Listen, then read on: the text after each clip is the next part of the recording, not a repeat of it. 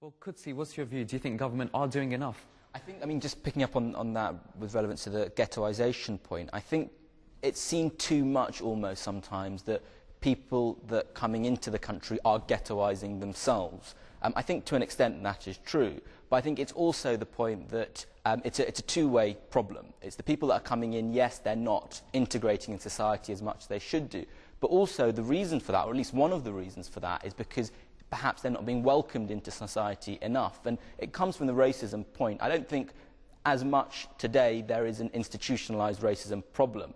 I think the problem is a more subtle one of unconscious racism, we can call it, of people not being aware of the sensitivities of people who've come in with different values or different cultures. So seeing them and thinking, oh no, that person is different, I don't want to associate with that person. And what ends up happening as a result of that is a polarisation of society. So well, do you think it's just a natural part of natural behaviour for people to just associate with people who are like themselves? It is a part of natural behaviour, but it doesn't necessarily make it right. And I think that's where the role of central government should come in, is not just simply to inculcate in new people particular values of Britishness, but also, more importantly, to educate people who are here about the values and cultures and religions of the people who are coming in, so they don't base their opinions on these preconceptions and misconceptions. Okay. David, do you think it's a problem with numbers? Do we just simply have too many cultures in this country? No, not at all. I don't think you can have too many cultures. I think it's a very, very good thing. And I think that, you know, we're talking about very recent events here, and we're talking about Asian people who have come here in very relatively recent times. But if you go further back, we've had a huge number of Irish people, for example, that have come here. They've added a huge amount to the culture in the UK. I go back to the point I made earlier. I think that's what makes Britain strong, is the fact that it's been able to absorb different cultures and been able to develop and adapt to those cultures and still retain some of the identity that we had before. So what do you feel is the role of education? I mean, a lot of the people here in the audience are in college and universities. Yeah. What role does education play in this? Well, I think education has a vital role to play. I think language is very important. I mean, we're talking about, the Kudzi's talking about the ghettoisation, and I think sometimes that's because people don't make enough effort on one side to learn the language, and there probably isn't enough effort also from the authorities to promote the learning of language. And so you do have people who've lived here a long time that have very little English. Yeah, so I think that's a serious issue. Well, if that is the case, yeah, then why is that still happening? Are we failing? We are failing, yeah. I think we all take responsibility for these things. I don't think you should say it's central government. I don't think you should say it's the people necessarily that come here. They both have a role, but we all have a role. I mean, if you live in a road where there are a Polish family's moved down a few doors down, for example, why not go and knock on the door and say hi? Okay.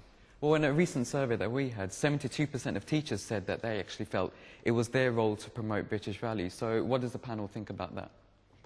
Dan?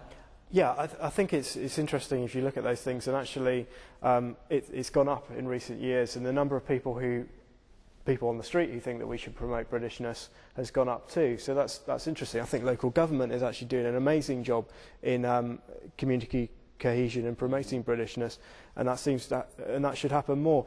I think those teachers that don't think Britishness should be addressed, I think that some of them actually think that Britishness has been addressed, that things are okay, because if you look at the stats comparing London to the north, less teachers in the north think that we should teach Britishness. I think that's because they feel that they've got that problem sorted.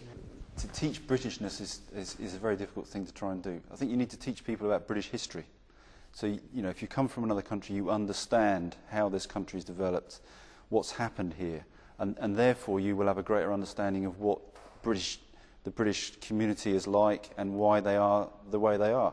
I don't think you should try and impose any kind of identity on those people. It's just about greater understanding, I think. I agree. To take liberty as a central value that I believe is probably one that we'd all agree is a British value. Why is it? Well, part of the reason is because we abolished slavery, the first country to do so. So that comes from our history. It's created our values.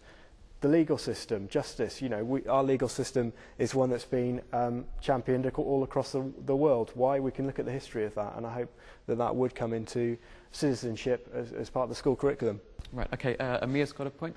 I was talking to a friend of mine who's actually English background. He's Anglo-Saxon and who's been here, and he actually defined himself more as an Englishman rather than as a Brit. And I just wanted to ask, what is your opinion between the differences, and how is there really a difference, and where does it mix, and where does it? Yeah, I guess I do as well, but only on a sort of fairly superficial level, if you like. It's partly a response to the fact that if Scottish people are very assertive and the Welsh are very assertive about their identity, and I went to university, particularly with quite a lot of Welsh people, and rugby came up a lot. And at that time, Wales were very strong at rugby, and so I found myself, when I wasn't really before, I said, okay, well, I'm English, I'm going to support England. And so on a fairly superficial level, for me anyway, I would say English, but still very much British as well. I don't think Anglo-Saxon is a term that's used very often, to be honest. I think that Englishness, interestingly, has been diffused over the last couple of hundred years because of the fact that we've played such a big international role. And we have to take with that the fact that people will criticise us as English people for the role that we had over that last couple of years. And I think, actually, that's the legacy of...